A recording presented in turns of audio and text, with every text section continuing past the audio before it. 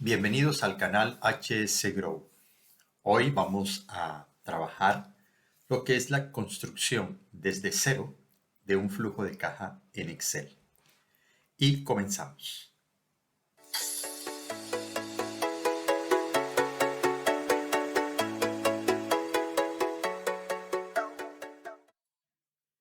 Construyamos primero el encabezado.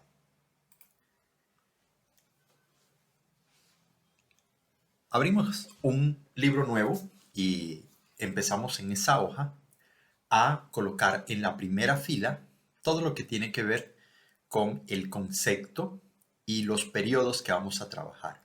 En este ejemplo vamos a hacer una proyección de 12 meses y vamos a trabajar desde el mes 0 hasta el mes 12 y le vamos a dar también un formato adecuado a ese encabezado. Vamos a poner un fondo, vamos a determinar el tamaño de columnas, vamos a hacer negrilla y para en últimas tener algo como lo que ustedes van a observar al final. También le vamos a empezar a dar una identidad a nuestro flujo de caja desde la misma forma también, empezando con el encabezado, como lo pueden ver ustedes en estos momentos. Continuamos con los saldos. Para eso vamos a seguir donde habíamos quedado, en la primera fila, y a continuación, en la siguiente fila, colocamos el saldo inicial y empezamos a construir también el formato, negrilla, un color de fondo también para los saldos, en este caso le coloco verde, y vamos a trabajar también el saldo final. Yo lo coloco en la línea 35 para que en el intermedio queden todos los conceptos que vamos a trabajar. Saldo final, que viene siendo el resultado del flujo de caja acumulado. También le damos el formato pues, que tiene en el saldo inicial, lo copiamos para que sea el mismo formato del saldo final. Le construimos y definimos el formato numérico correspondiente, que lo vamos a trabajar con 2 decimales, básicamente. Y lo otro que vamos a hacer es a colocarle la fórmula a las diferentes columnas en el saldo inicial. Por decir algo, en el mes 0 iniciamos con 0, el saldo. Pero para el mes 1, el saldo inicial es igual al saldo final. El mes 2 es igual al saldo final del mes 1. El mes 3, el saldo inicial es igual al saldo final del mes 2. Y así, ya si ustedes observan, queda formulado este primer paso.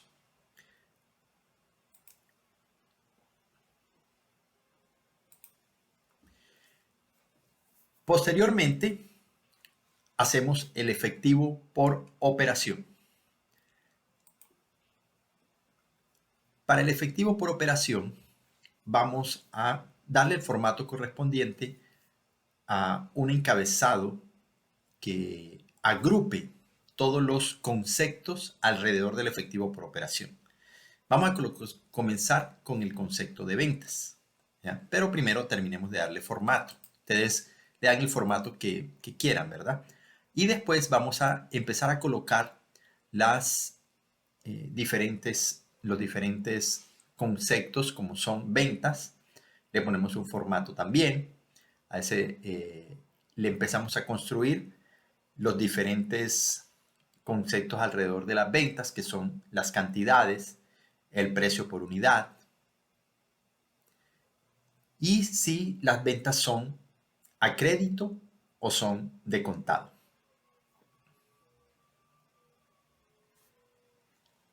¿Qué debemos hacer también? Básicamente una proyección de lo que puede ser nuestro proceso y para esto tenemos que definir unos supuestos. Uno de los supuestos que debemos hacer es cuánto vamos a vender a crédito y cuánto de contado, que puede ser representado en forma de porcentaje. Para este ejercicio vamos a colocar que a crédito nuestra estrategia va a ser del 30% a crédito y 70% de contado. Continuamos después con la definición o creación de las ventas. En este punto, también es un supuesto. Iniciamos con 2100 cantidades vendidas y vamos a suponer que crecemos un 10% todos los meses y que el precio por unidad lo mantenemos igual, lo mantenemos en 8 soles todo el año. Mes tras mes van a valer 8 al público el producto que estoy vendiendo. Después formulo cuánto es que tengo que vender a crédito. Básicamente se formula cantidad por el precio por unidad y por el porcentaje a crédito. Y el porcentaje y el de contado igual. La cantidad por el precio unitario multiplicado por el porcentaje de contado. Estas fórmulas también, después de tener el cálculo correspondiente, en la columna del mes 1, lo único que tengo que hacer es arrastrar esos dos elementos de crédito y contado hasta el final para que se copie la fórmula. Y ya tendríamos nuestras ventas. ¿Sí? Entonces, ese sería, ¿sí?, el análisis inferior. Sin embargo, tenemos que hacer el cálculo de cuántos son las ventas de contado o el efectivo que entra por ventas mes a mes. Entonces, hay que tener en cuenta algo. En el mes 1, las ventas en efectivo son solamente las ventas que nos han pagado de contado. En este caso, los 11.760 soles. Ya para el mes 2, se suman el contado que recibo en el mes 2 más el crédito que di en el mes 1. También con un supuesto, que todas las facturas nuestros clientes nos las pagan a 30 días. Significa que me compran este mes y me pagan al mes siguiente. Y así construyo todas las ventas de todos los meses.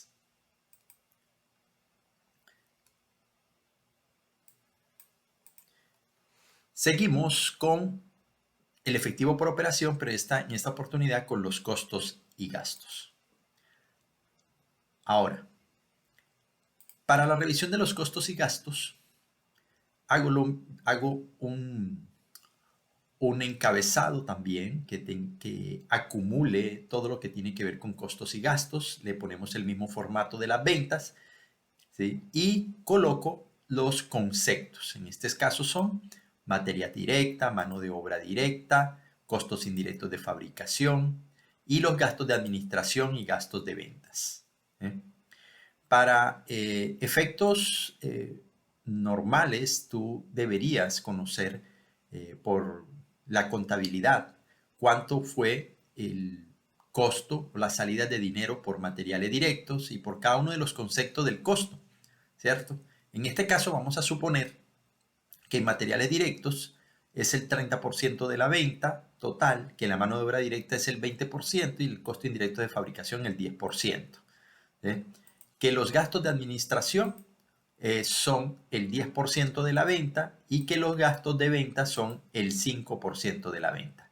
Y todas esas fórmulas las copiamos hasta el final también para que nos reporten el mes a mes. Después se hace la sumatoria de los costos y gastos en cada uno de los meses, que es básicamente sumar los datos de cada columna. Por último, hallamos el total efectivo por operación, porque ya tenemos las ventas, tenemos los costos y gastos. El total de efectivo por operación es la resta de las ventas menos los costos y gastos. la venta menos los costos y gastos. Hacemos esa formulación, la copiamos también hasta el mes 12 y le damos el formato correspondiente para que quede de una forma más visible todo lo que es el total de efectivo por operación.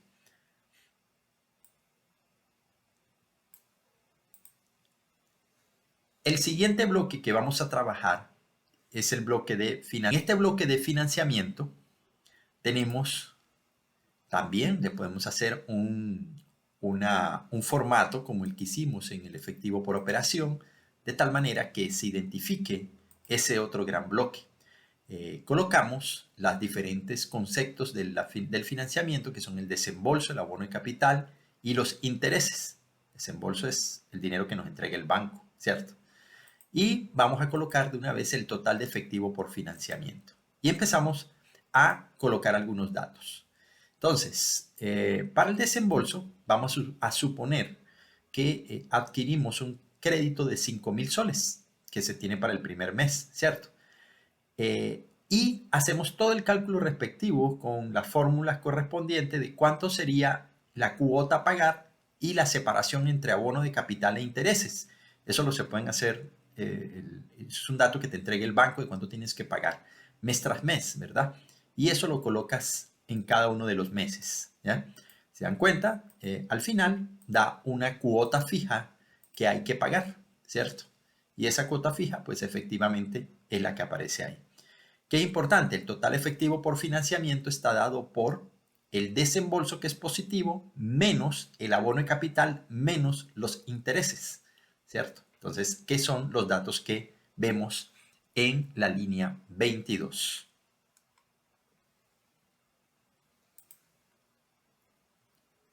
Posteriormente, continuamos con el efectivo por inversión. Lo que vamos a realizar es también un bloque, ¿sí?, que le vamos a dar la estructura del efectivo por operación, del efectivo por financiamiento en azul, para poderlo, digamos, tener en forma diferente. Y vamos a hacer en ese bloque unos subbloques que son la inversión en activos, que viene dado por elementos como maquinaria y equipo, infraestructura, mueble y enseres, herramientas, y otro bloque que tiene que ver con inversión por los socios, que básicamente son dos elementos, los aportes dados por ellos y los dividendos, ¿verdad? Entonces, en inversión en activos es la sumatoria, ¿verdad? Y los inversión en socios es los aportes que ellos hayan dado menos los dividendos, porque los dividendos es una salida de dinero, ¿sí? Vamos a suponer unos datos, ¿sí?, de maquinaria y equipo de 2,000 soles al principio del negocio, que en infraestructura no se invirtió, que en mueble y enseres se invirtieron 1,500 soles y en herramientas se invirtieron 500 soles. Y que además los socios aportaron 2,000 soles. ¿Sí? Entonces, esto nos va a otorgar, ¿sí?, un total de efectivo por inversión, que hacemos el cálculo de la siguiente manera. Sencillamente, a lo que es la inversión de los socios, le restamos la inversión en activos, porque la inversión en activos es una salida de dinero. Y esa fórmula, pues, es la que se copia a lo largo de todo el Excel, ¿verdad? Entonces, ya teniendo esos elementos, ya podemos construir, ¿sí?, o finalizar con el flujo acumulado. Ahora, este flujo acumulado, ¿sí?, básicamente es la construcción del saldo final, ¿sí?, que lo hacemos de la siguiente manera.